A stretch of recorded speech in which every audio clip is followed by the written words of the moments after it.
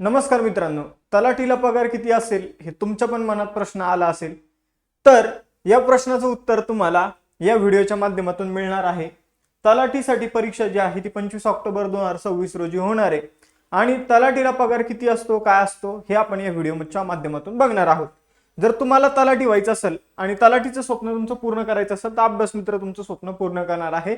फक्त तुम्हाला selection batch join करायची आहे, ज्या बॅचमध्ये 799 रुपयामध्ये तलाठी पूर्व परीक्षेची तयारी करून घेतली जाणार आहे. Live plus recorded lecture, revision notes, test series, exam oriented content तुम्हाला यामध्ये बघायला मिळणार आहे. तर आता तलाठीचं किती वेतन असतं यावर आता आपण चर्चा करूया. तर तलाठीचं वेतन श्रेणी आहे S8, म्हणजे वेगवेगळ्या श्रेणी असतात पदानुसार. तर तलाठी जी आहे ती S8 वेतन श्रेणीमध्ये आपल्याला बघायला मिळतं.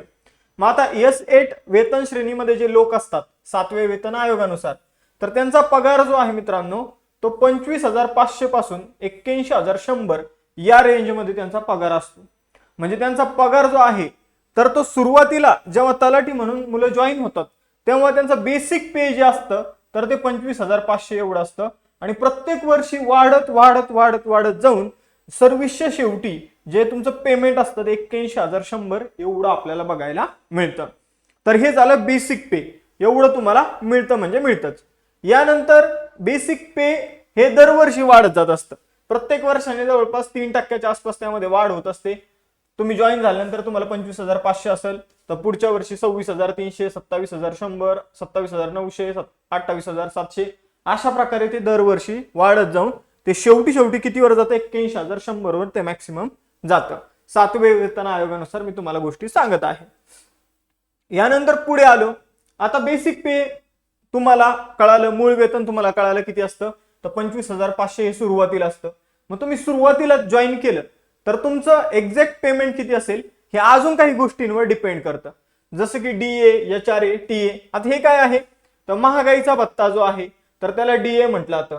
महागाईचा भत्ता जो आहे तो शासन वेळेनुसार वाढवतं, कमी करत असतं. त्यानंतर घरभाडे भत्ता तुम्हाला मिळत असतो, त्याला HRA म्हटलं जातं, हाऊस रेंट अलाउन्स.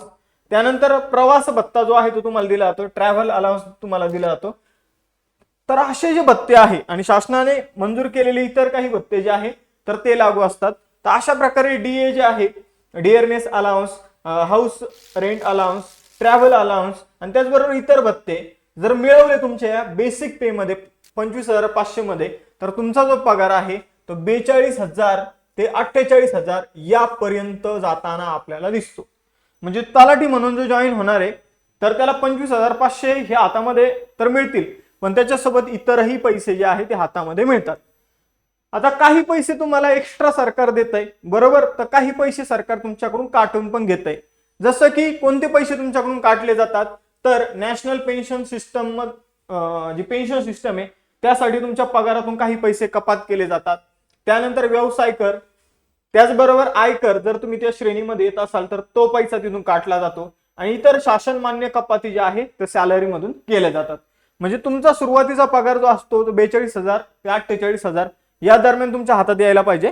तर तो या गोष्टीची कपात केल्यानंतर तो 40,000 ते 44,000 या रेंजमध्ये तुम्हाला ऍज अ तलाठी म्हणून जॉईनिंग झाल्या पगार जो आहे तो तुमच्या हातात मिळतो. ना तुम्हाला आपण जर बघितलं तर 25,500 मिळतो, ना 42,000 ते 48,000 मिळतो. एक्झॅक्ट तुमचा पगार जो तुमच्या हातात येतो तलाठी झाल्यानंतर तो आहे 40,000 ते 44,000 आणि हा पगार मग पुढे जाऊन हळूहळू वाढतच जात राहतो.